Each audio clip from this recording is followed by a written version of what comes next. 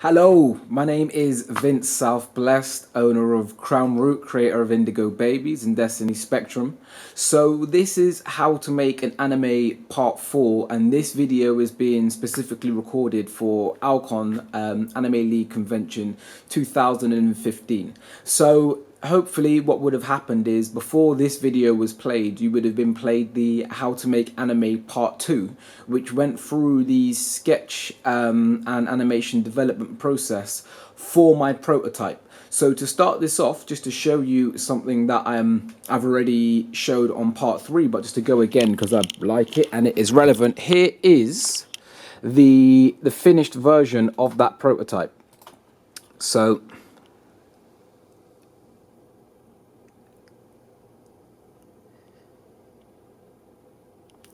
I'm going to play that again just because it is very quick. Oh.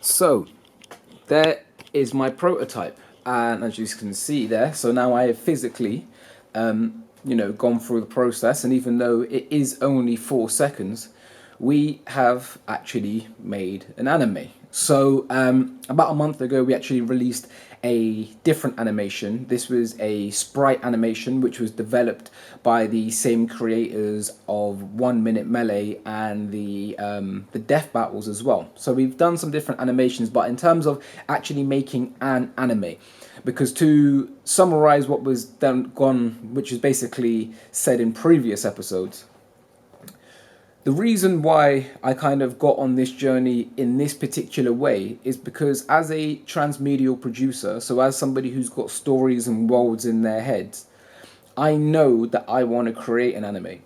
But when looking up online how to create one, there's just such a big wall of negativity and people saying that it's not possible.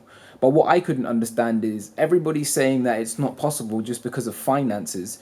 But every day people spend hundreds of thousands of pounds on many different things. So if it's only money that's stopping people from engaging in it, then to me it seems like something that is possible. But of course, whilst going through the process, you end up coming against some hurdles that aren't to do with money, and those are the things that you have to learn to be able to go forward in it. Now, the biggest thing that I think I have learned as it relates to non-financial reasons why it is hard to make an anime comes down to the story that you are actually trying to tell.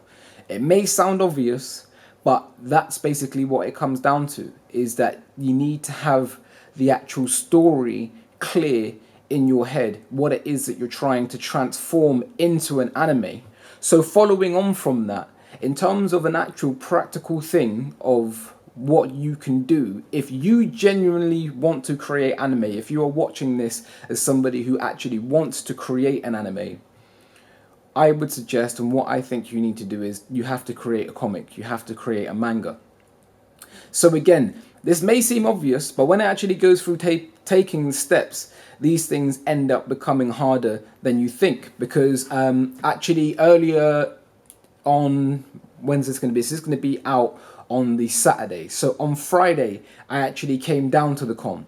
And, for the people who are aware of us and what we do, they know that we're trying to promote unknown artists, independent artists. We actually publish people's comic works for free inside of our comic, our South Blessed Gazette, and we make one of those for each of the Anime League events. Speaking to people, a lot more people are hearing about it now, and people are seriously coming forward about creating comics and creating mangas.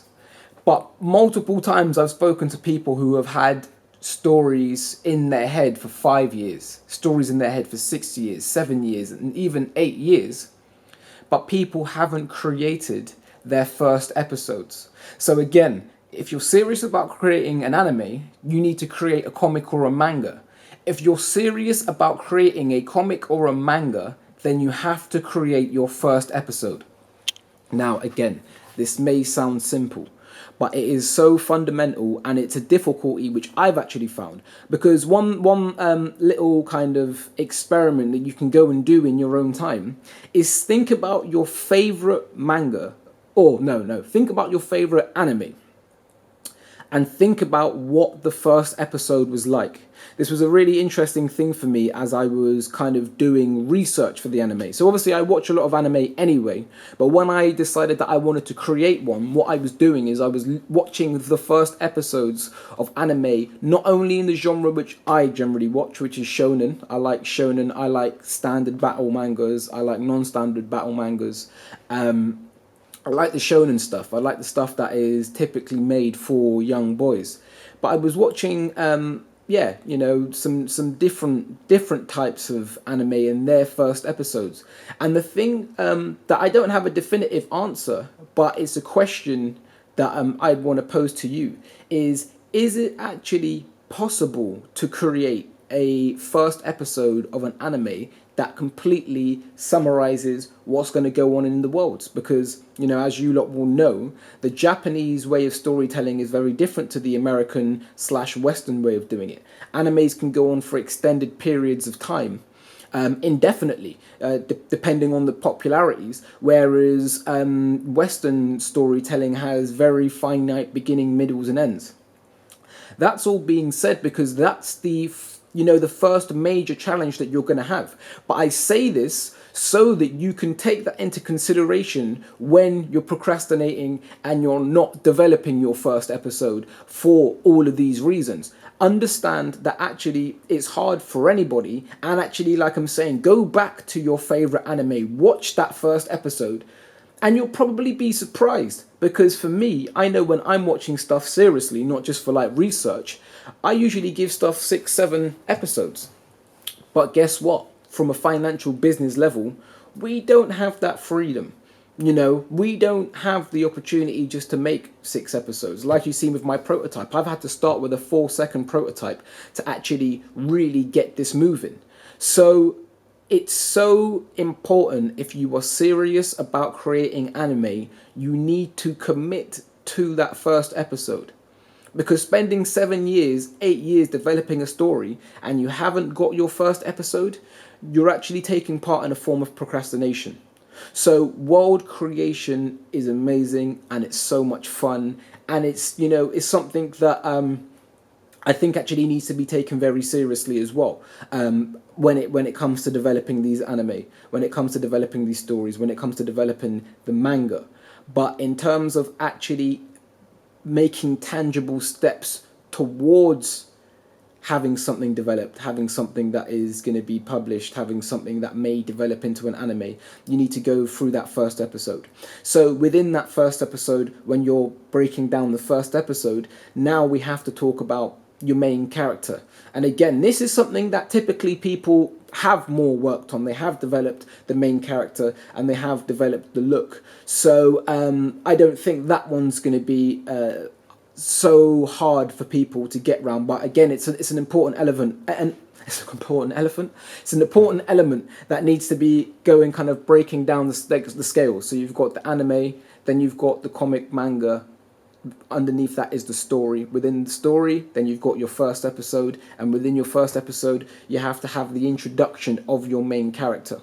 So within your main character, the things that you're going to be thinking about is personality. So, what is it about this character which is going to be different from all the rest of them? Now, what I would say is that for the sake of this process, because there's going to be so much trial and error, maybe making it completely different from everything else isn't necessarily necessary. But for me and what it is that I'm trying to do, I wanted to create something where there was a feel of uniqueness. So if I take you to my wall here, this here there's a bit of a glare there we go. This is my main character. So her name is Fiji. And, for me, one thing that I wanted to do, which was going to make her unique, is the fact that she's actually a mixed race character. So another thing that I've discussed with a lot of people in these cons, and actually people say it to me, which I don't know why I was surprised, but I was. But, you know, a lot of people in the anime community are actually realizing that there isn't much variation in the look. And that's to say that even though these are being created by Japanese people, that most of the characters are the same ethnicity of Western, you know, brunettes and blondes.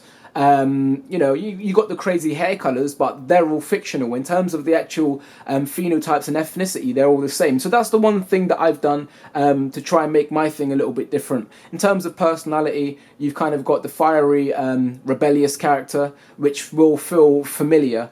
And it's through the eyes of this character that the story is developed. And then she's got some, you know, some colourful friends that are coming through, and so some other things are of course going to be happening. But in terms of the introduction, that's where it's going to be taking place.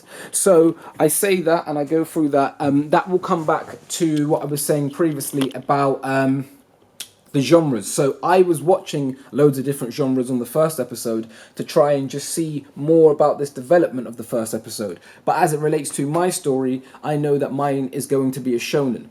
Now, one thing that I will say is for people who really want to make anime, I think one of the best, I haven't actually read the manga, I've only watched the anime, but there is one called Bakumon.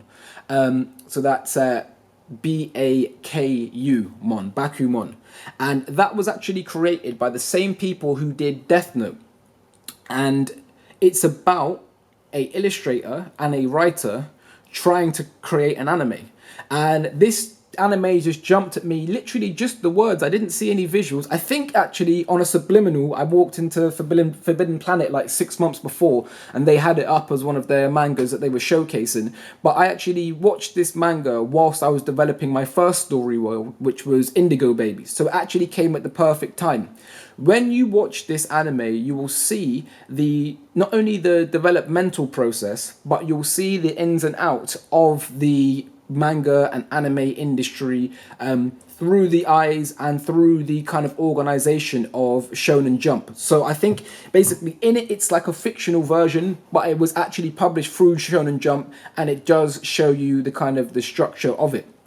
Reason why I say all of this is in that they talk about creating what is called a non-standard battle manga, and it was only when I put the pieces together and realized it was created by the same people as Death Note that that's actually what they were talking about. So when you actually think about the elements of Death Note, it's not the same as your Narutos and your Bleaches, but actually was published through the same platform. So again, this is something that you've got to think about if you really want to develop an anime. Now, being here in the UK, we're going to end up developing something different. It's not going to be the same, or at least my aim isn't to create something that is exactly the same as what comes out of Japan.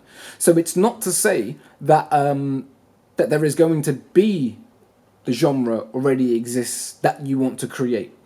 But whatever that genre is, whether it previously exists or doesn't exist, you have to have that clear in your head again so that it can go down the levels. You're clear on what genre of anime that you want to make, so therefore you're clear on what manga comic you're making, so therefore you're clear on what it is that you are trying to convey within your first episode.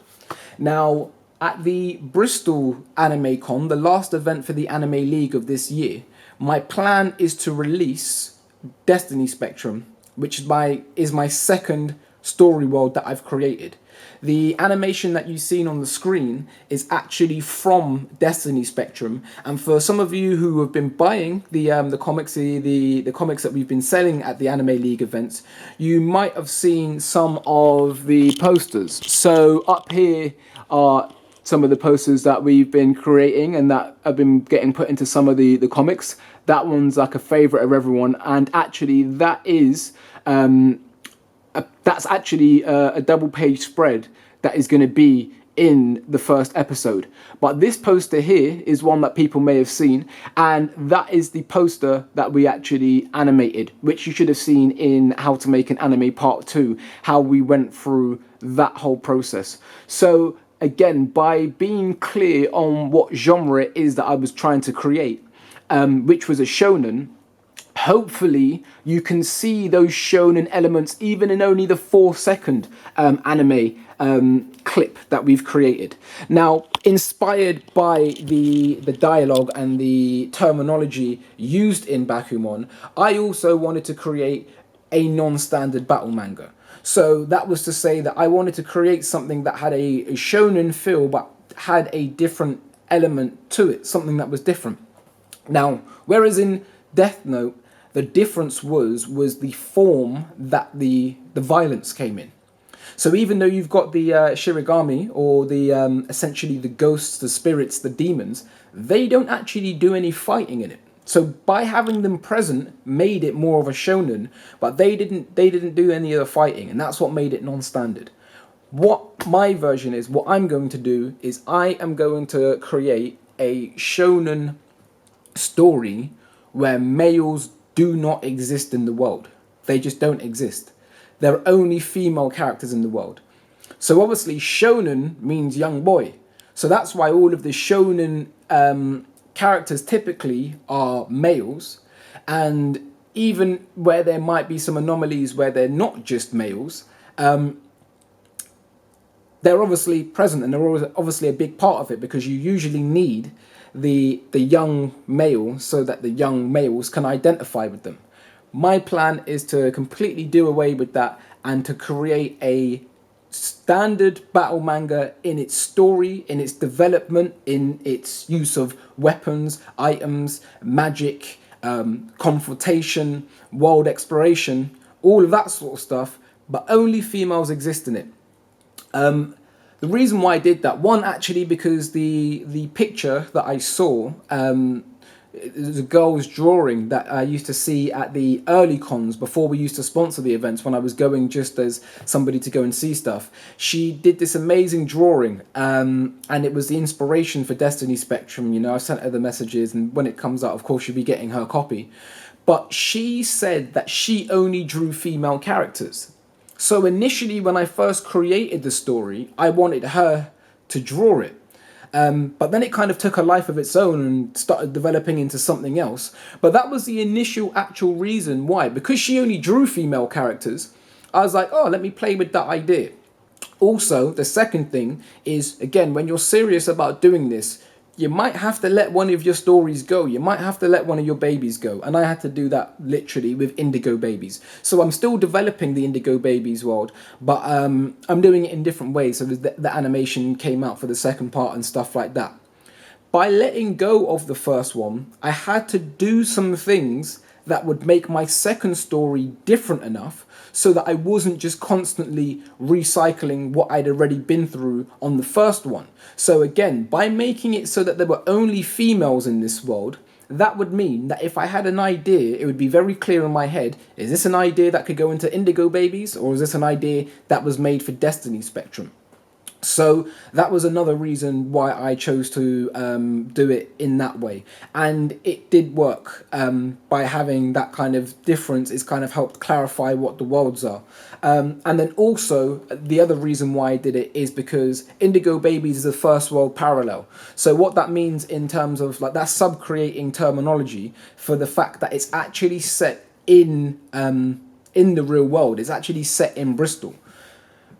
To make Destiny Spectrum different, I wanted to create a completely different world, and by having it so that only females existed, that kind of further integrated and just solidified that this is not the real world that we're living in now. It's something that is completely different. So all of those factors led me to that, and then when it kind of like came together as an idea, I was like, actually, hopefully this will capture the UK manga and animations scene's imagination, because I know for me, you know, I don't like read My Little Pony or anything like that. But again, when I was doing transmedial research, I found it interesting that the main woman behind the reboot of My Little Pony that's been very popular was actually one of the writers for Powerpuff Girls. And Powerpuff Girls was something that I watched and something that I referenced in my head, because what the adventures and the stuff that the Powerpuff Girls used to do are the exact kind of things that you would see in boys' cartoons. Monsters were getting beat up, Mojo Jojo was getting thrown all about the place, like all of that good stuff there. powers, flying, all of that. But it had 3 female characters who weren't, well, who were feminine. They weren't like pretending to be males. They were clearly girls, and so that had an appeal for the girls to come in. And I really liked that. I always kind of thought back to Powerpuff Girls and thought how it was one of the one of the more cleverer ones in that sense, just because, I know most people I know who like cartoons, like that generation, the Dexter's Labs, the Cow and Chickens, all of that, they all liked it as well. So yeah, that was kind of something that I referenced, and something that I hope I can have a similar sort of feeling to it, that it feels like the same stories, but it has the women in there. And also another thing that I'm going to be doing with mine is I don't like the sexualization of women anywhere. That's just mainstream media. But, as we all know, it's very, very apparent in anime and manga as well. So that's something else that will hopefully kind of take it into the non-standard realms there, that actually it's an all-female cast, but they're not sexualized. And obviously, because there is no males in the world, there is no talk of sex. There is no, like, you'll have to read it to find out how people actually get into the world and that sort of stuff. But that's hopefully like another thing. So just to show you just the last little bit as it comes into creating your own anime, it may not be applicable, but here is the world in which it exists. So that was my one that I created here. So you got Augury at the top, where everybody's from and all the different areas, and then this is the final version that's actually going to be appearing in the first episode. So that might be something that you want to think about. Again, here's some of like my items that I have drawn and gone with. So to summarize, how do you make an anime? Well, I would argue that the way that you make an anime, the way that I am trying to make an anime, is to put one foot forward and actually develop it, knowing that there are other people trying to do something similar, that it isn't some complete impossibility, and especially with amazing communities like the Anime League, that if we all start trying to tell our stories, we all start making whatever parts visual of our stories that we can, whether it's the world, whether it's the items, whether it's the characters, as long as you start making steps forward with that, if you start actually creating episodes that you can give to people. So just like how I've had to spend 20 minutes talking about this, once I have my first episode for Destiny Spectrum, I don't have to do any of this talking. I just give you the comic, you read it, and then you tell me your feedback. Make that first episode. So for the people who are actually watching this in the con, you'll have the CrownRoot representatives, the South Bless representatives with you there. They will have comics. The comics have the details about how you can get in touch. Start developing your stories. You can send them in to us and we will publish you. No matter what degree you think you're on, if you are trying to tell a story, we will publish you, we will go through that development process, and hopefully we will get other people interested in this. If you've already created and you're already publishing your stuff, send your stuff so that we can cross-pollinate. We can cross-pollinate our fans, because, I'll end with this. Before I went to the Cardiff Anime Con last week, something popped up on my Facebook, and there is a manga called Radiant, which was developed in France, and it is the first it's the first French manga to be published in Japan. At the London Anime Con back all the way in February, I bought a book from the otaku.co.uk, interview with people involved with shonen. They're looking for stories that come outside of Japan now. It's so big there that they know that there are other stories that are being told that are going to be coming from different perspectives. So us inside of the UK, we want to create our stories. We want to see anime get made. Outside of the UK, in the home of these anime, they're looking for stuff to come out. So it's just going to come down to who's going to be courageous and who's going to put their story on the line to be criticized. I know I am. So come and join me on that journey, and hopefully we can all create anime and games and films and music and comics together. So my name is Vince Southblessed. I hope you're having a blessed day. I hope you're having a blessed con, and keep it locked until the next video.